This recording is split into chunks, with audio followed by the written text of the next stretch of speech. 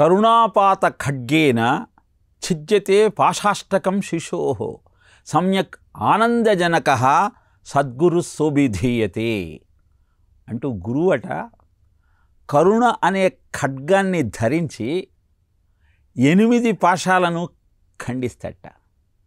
అలా ఈ పాశాలనన్నింటినీ ఖండించి నీకు ఆనందాన్ని అందజేసేవాడే గురువుగా అభివర్ణింపబడతాడు. ఏమిటా 8 పాశాలు అంటే భయము, మోహము, కులము, యశము, జుగుప్స, దయ. ఇలా ఏ భావనలైతే నిన్ను మోహంలో కూరుకుపోయేటట్టు చేస్తున్నాయో వాటన్నింటినీ ఖండించేవాడు. భయము అజ్ఞానము వలన జయించేటువంటి భావన. భోగే రోగ భయం, కులే చ్యుతి భయం, విత్తే నృపాలా భయం, మానే దైన్య భయం, బలే రుపు భయం, రూపే జరాయా భయం, శాస్త్రే వాద భయం, గుణే ఖల భయం, కాయే కృతాంతాద్ భయం, సర్వం వస్తు భయాన్వితం భువి నృణాం వైరాగ్యమేవా భయం అని చెబుతుంది నీతి శాస్త్రం. బాగా భోగాలను అనుభవించేవాడికి రోగం వస్తుందన్న భయం వస్తుంది. భోగములు శాశ్వతము కాదన్న సత్యాన్ని నీకు తెలియజేసి నీ జీవితాన్ని సరైన తోవలో నడిపేవాడు గురువు. బలంతో నిరంతరము గర్వంతో సంచరించేవాడికి శత్రువు వచ్చి దాడి చేస్తాడేమో అన్న భయం కలుగుతుంది. బలయుతులకు దుర్బలులకు నీకు నాకు బలమెవ్వడు అని ప్రహ్లాదుడు చెప్పిన అద్భుతమైన వాక్యంలోని అర్థాన్ని వివరించి వినరో భాగ్యము విష్ణు కథ వెనుబలమిదివో అన్నటువంటి సత్యాన్ని నీకు తెలియజేసేవాడు గురువు. ఇలా భయాన్ని పోగొట్టి సదా మోహాటవ్యంచరతి యువతీనాం కుచగిరౌ నటతి ఆశా శాఖా స్ఫటతి ఝటతి స్వైరమథితః కపాలిన్ భిక్షో మే హృది మాత్యంత చపలం దృఢం భక్త్యా బధ్వా శివ భవదధీనం కురు విభో. ఈ మోహమనే అడవిలో కూరుకుపోయినటువంటి నీ జీవితానికి వెలుగు చూపించి నిన్ను సరైన మార్గంలో నడిపేవాడు గురువు. అందుకే అష్టపాశాలను తన కరుణ అనే ఖడ్గంతో ఖండిస్తాడు. ఎంత చక్కటి పదప్రయోగమో గమనించండి. ఆయన కరుణే ఖడ్గంట. అలా ఎవరైతే చేసి నీకు ఆనందాన్ని కలుగజేస్తారో వారే నిజమైన గురువు. బ్రహ్మదేవుడు కూడా ఇంద్రుడితో ఇదే మాట చెప్పాడు. నీవు నీ గురువైన బృహస్పతి సభాస్థలికి వచ్చినప్పుడు లేచి నిలబడాలన్న ఇంగితం లేకుండా ఆయనను అగౌరవపరిచావు. బ్రహ్మనిష్ఠుడు బ్రాహ్మణుణ్ణి ఆచార్యుని స్వీకరించక గురుద్రోహంబు చేసితివి. అందుకే ఈ దుస్థితి నీకొచ్చింది. అతి బలవంతులైన మిమ్మలను అతి క్షీణులైన రాక్షసులు జయించుట తమ ఆచార్యుండైన శుక్రుని ఆరాధించి తద్మంత ప్రభావమున పునర్లభ్య వీర్యంబు చేతనే. శుక్రాచార్యుణ్ణి వాళ్ళు ఆ విధంగా ఆరాధించారు కనుకనే మీరు ఎంతో బలవంతులైనప్పటికీ మిమ్మల్ని వారు జయించగలిగారు అన్న సత్యాన్ని వాళ్లకు వివరించాడు. ఇప్పుడు సత్యలోకాన్ని కూడా ఆక్రమించగలిగిన వారికి త్రివిధంబు గొనుట తృణప్రాయంబు. మీ స్వర్గాన్ని కైవసం చేసుకోవటం గడ్డి పరకతో సమానం. కనుక ఇప్పుడు నిన్ను రక్షించగలిగిన వాడు అమిత తపశ్శక్తి కలిగినటువంటి గురువొక్కడే అని ఇంద్రుడికి బ్రహ్మదేవుడు వివరించాడు. వెంటనే ఇంద్రుడికి కూడా ఈ సత్యం తెలుసు కనుక గురువుగా ఎవరు మమ్మల్ని కటాక్షించగలరు అంటూ బ్రహ్మదేవుణ్ణి ప్రశ్నించాడు. ఫస్ట్ ప్రజాపతి కుమారుడైన విశ్వరూపుడు మీకు మార్గదర్శకం చేయగలడు అని ఉపాయం చెప్పాడు బ్రహ్మదేవుడు. వెంటనే ఇంద్రాది దేవతలంతా విశ్వరూపుడి దగ్గరికి వెళ్ళి, కోరినంత ధనం మీకు ఇస్తాము, ఆచార్యుడిగా బాధ్యత స్వీకరించి తిరిగి మాకు స్వర్గాధిపత్యాన్ని అందజేయండి అంటూ ప్రార్థన చేశారు. నవ్వాడు విశ్వరూపుడు, నాకెందుకయ్యా ధనము, గురుధనము కూర్చనేటికి, గురుదీక్షం దగిలి మంత్రకోవిదులై సద్గురు ధర్మనిలుతలేనియు, గురువులకు శిష్యవరుల కూర్చిన ధనములు. నేనేం చేసుకుంటానయ్యా ధనం? ఏ గురువుకైనా మీ ధనం మీద ఆశ ఎన్నటికీ ఉండదండి. గురువు అన్నవాడికి శిష్యుడి యొక్క శ్రేయస్సు, సమాజం యొక్క అభివృద్ధి ఆలోచనగా ఉంటుంది తప్పితే వాళ్ళు ఏనాడు ధనాన్ని ఆశించరు. సమర్థ రామదాసు ఛత్రపతికి జయమంత్రాన్ని ప్రబోధించి క్షీణిస్తున్నటువంటి మొఘలాయుల ప్రభావానికి అంతరిస్తున్నటువంటి హిందూ ధర్మాన్ని కాపాడాడు. విద్యారణ్యస్వామి హరిహర బుక్కరాయల చేత అద్భుతమైన విజయనగర సామ్రాజ్య స్థాపనకు అంకురార్పణ చేయించారు. చాణక్యుడు చంద్రగుప్తుడికి మార్గదర్శకం చేసి మగధ సామ్రాజ్య వైభవానికి కారణభూతుడయ్యాడు. వీరెవ్వరూ ఏనాడు ధనాన్ని ఆశించలేదు. వారే నిజమైన గురుమూర్తులు. విశ్వరూపుడు కూడా అదేమంటున్నాడు, గురువులకు శిష్యులే ధనం. ఎందుకంటే గురువు యొక్క లక్ష్యాన్ని నెరవేర్చగలిగినటువంటి సామర్థ్యము వారు పొంది ఉన్నారు కనుక, గురువు యొక్క ప్రబోధనల వలన. ఎవరైతే మీరు ధనమిస్తే మీకు ధనం వచ్చేటువంటి ఉపాయం చెబుతాము అంటారో వాళ్ళు మిమ్మల్ని తప్పుదారి పట్టిస్తున్నారని గుర్తించండి. ఈనాటి సమాజంలో సాధకుల, శిష్యుల, సామాన్య ప్రజల యొక్క బలహీనతలను ఆసరాగా చేసుకొని ధనాన్ని దండుకోవాలని చూస్తున్నటువంటి బాధ గురువుల సంఖ్య పెరుగుతున్న నేపథ్యంలో గురు సందేశం ద్వారా నిజమైనటువంటి బోధలు ఏమిటో, గురువుని ఎలా సేవించాలో, ఎలా గురు సందేశం ద్వారా మన జీవితాన్ని సంస్కరించుకోవాలో తెలుసుకునే ప్రయత్నం చేద్దాం.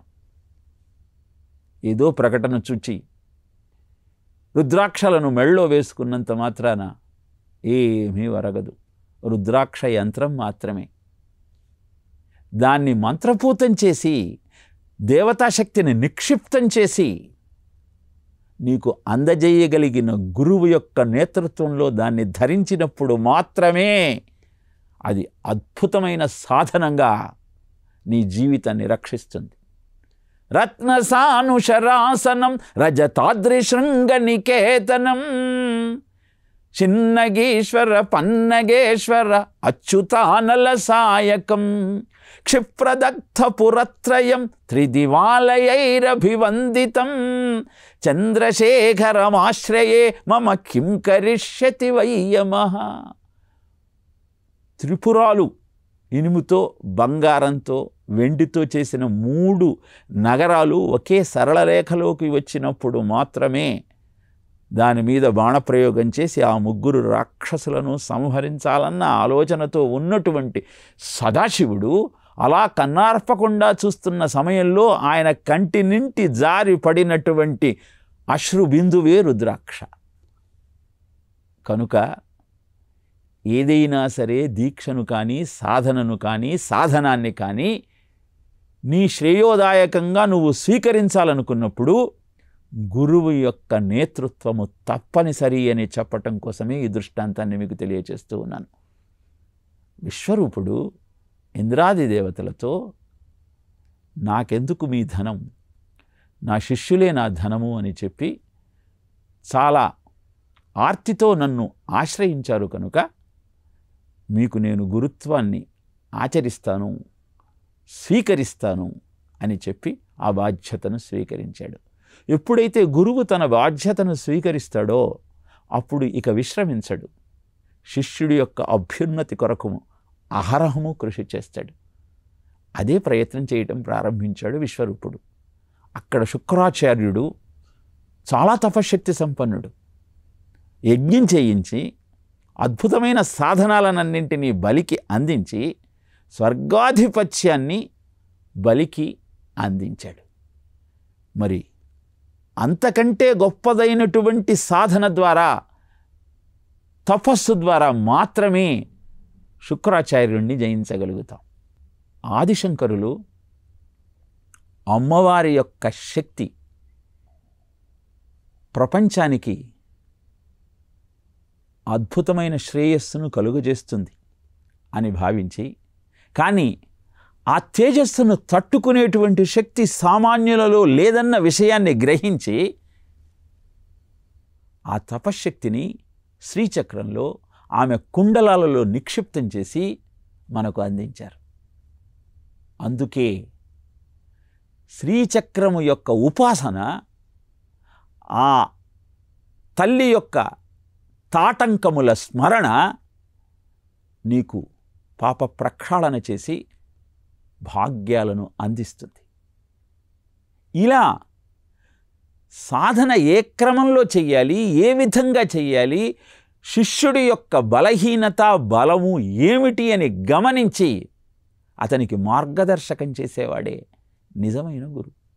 ఇలా అద్భుతమైనటువంటి విశ్వరూపుని యొక్క తపశక్తి నారాయణ కవచం ద్వారా ఇంద్రునికి అందించటం జరిగింది.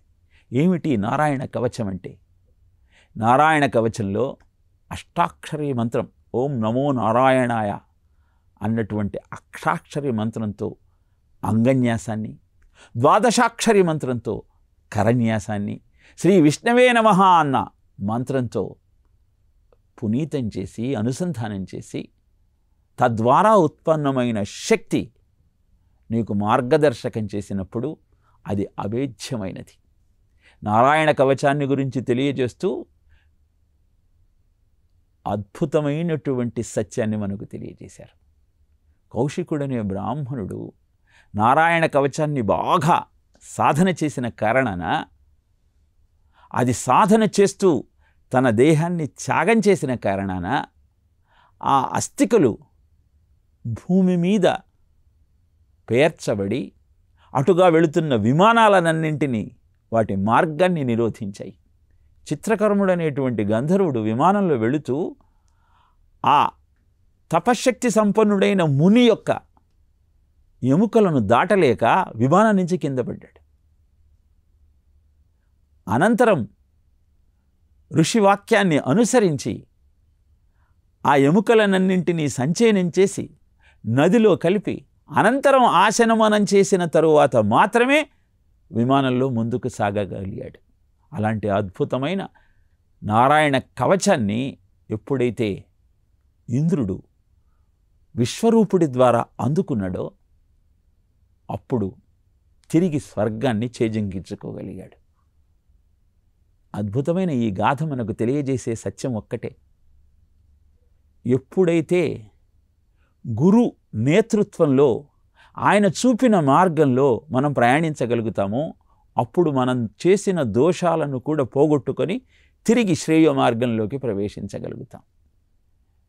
గురువు ప్రతిసారి ఎందుకు నిన్ను పరీక్షిస్తాడు, ఎందుకని నీకు పరీక్ష పెడతాడు అంటే, నీ తపశ్శక్తిని పెంచి నీ సాధనా క్రమాన్ని సంస్కరించి నీ దోషాలను పోగొట్టి నీకు బుద్ధి చెప్పటానికి. గురువు మార్గదర్శకం చేసేటువంటి శిష్యుడు అద్భుతమైన ప్రయోజనాన్ని పొందగలుగుతాడు. లేచి నిలబడి నమస్కరించనంత మాత్రాన గురువు శిష్యుడికి శిక్ష వేస్తాడా అంటే, ఈ ఘట్టం మనకు అష్టమ స్కంధంలో గజేంద్ర వృత్తాంతంలో కూడా తారసపడుతుంది. ఇంద్రద్యుమ్న మహారాజు మహా విష్ణు భక్తుడు. మందర పర్వతం మీద కూర్చొని తపస్సు చేసుకుంటూ ఉంటాడు. ఒకనాడా నృపుడచ్యుతున్మది మనములో ఊహించుచున్ మౌనియై అకలంక స్థితి నున్నచో కలశుండ చోటికిన్ వచ్చి లేవక పూజింపకయున్న మౌనిగని మూఢ లుబ్ధ కరీంద్రోత్తమయోని పుట్టుమంచు శాపంపిచ్చే భూవరేణ్యా. ఇంద్రద్యుమ్న మహారాజు విష్ణువును ధ్యానం చేస్తూ అక్కడికి వచ్చిన అగస్త్యుణ్ణి గమనించలేదు, లేచి నమస్కారం చెయ్యలేదు.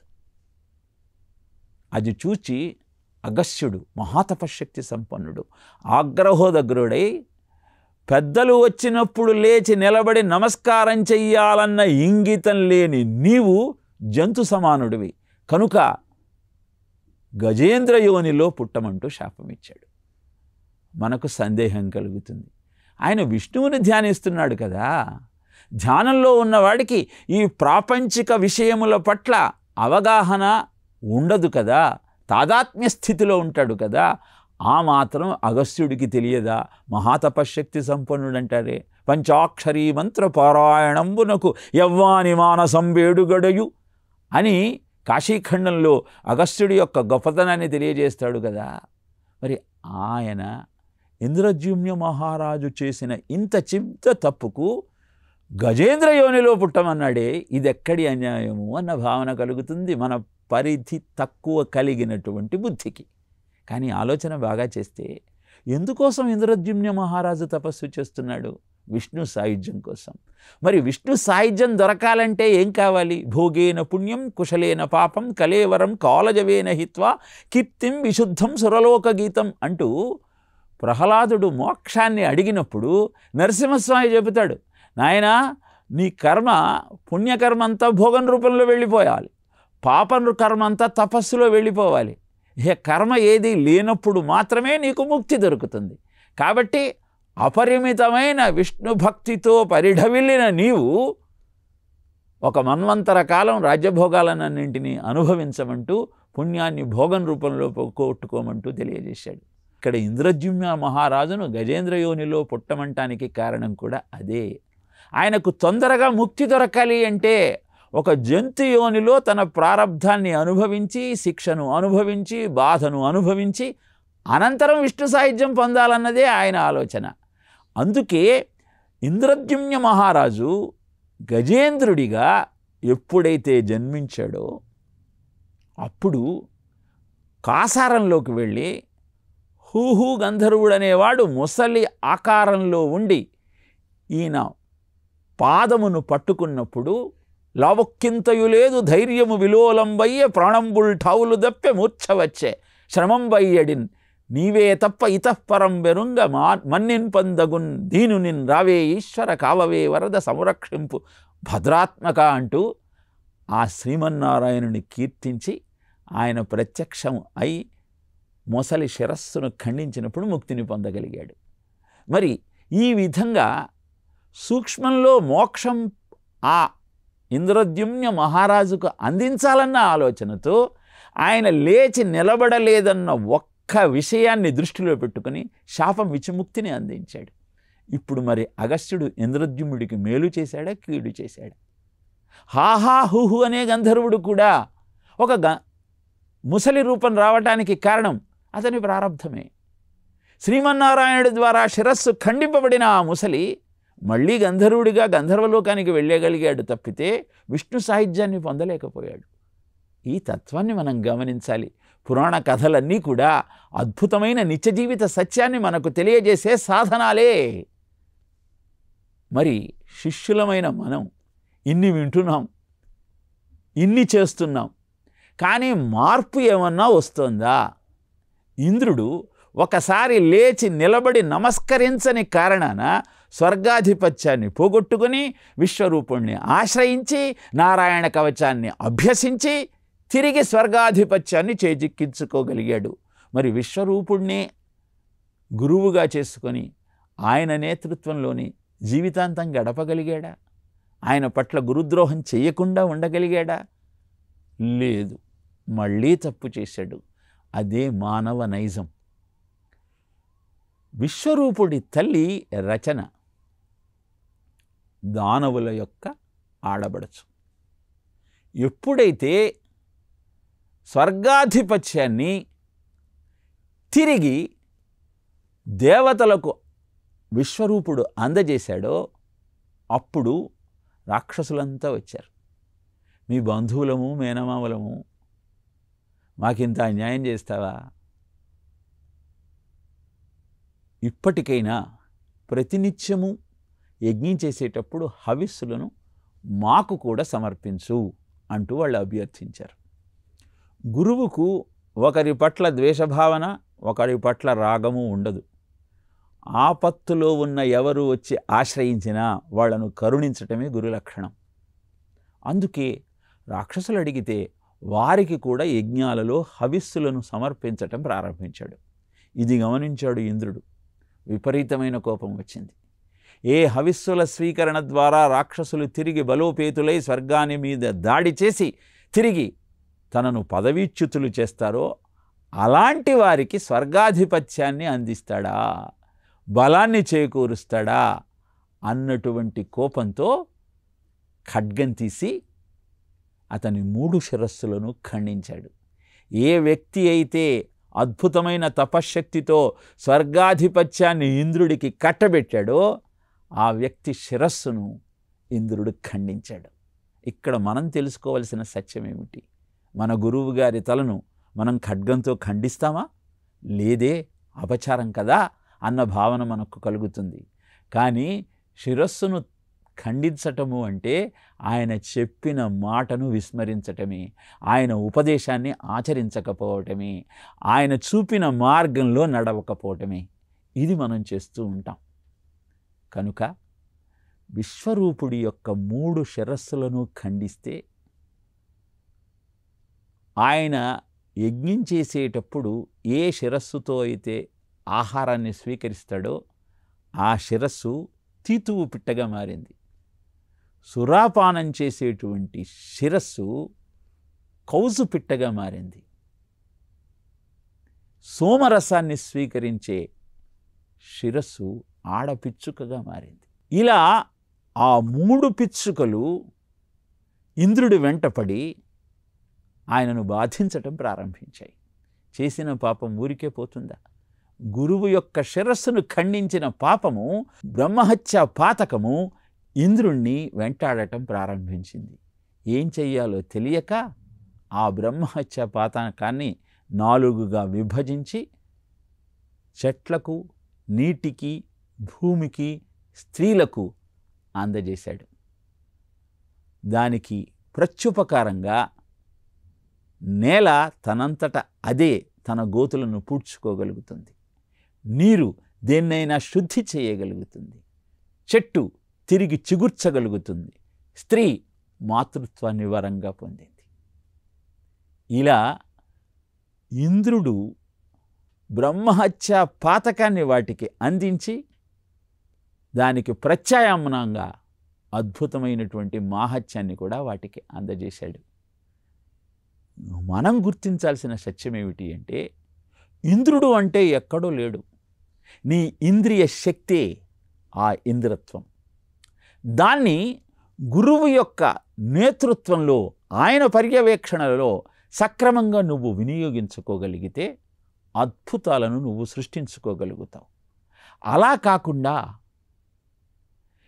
నీ స్వార్థము, నీ సుఖము, నీ భోగము వీటినే లక్ష్యంగా పెట్టుకొని నువ్వు జీవితాన్ని గడిపితే అది హానికరంగా పరిణమిస్తుంది.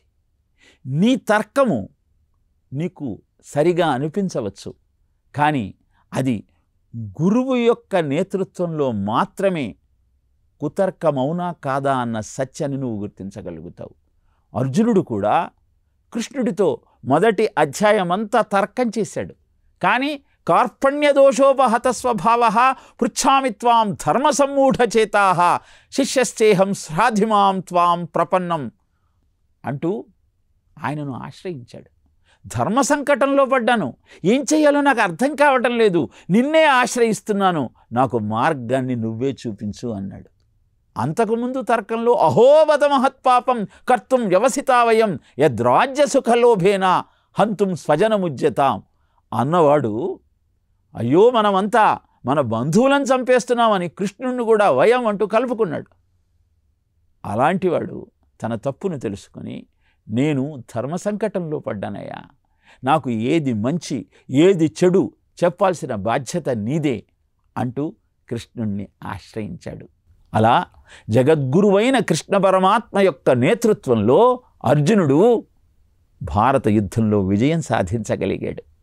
ఈనాటి భారతదేశంలో కనబడుతున్నటువంటి ఈ కురుక్షేత్రం అనేటువంటి సమాజంలో మనము అభ్యున్నతిని పొందాలి అంటే గురువులు మనకు చూపిన మార్గంలో మన జీవితాన్ని నడుపుకునే ప్రయత్నం చేయాలి.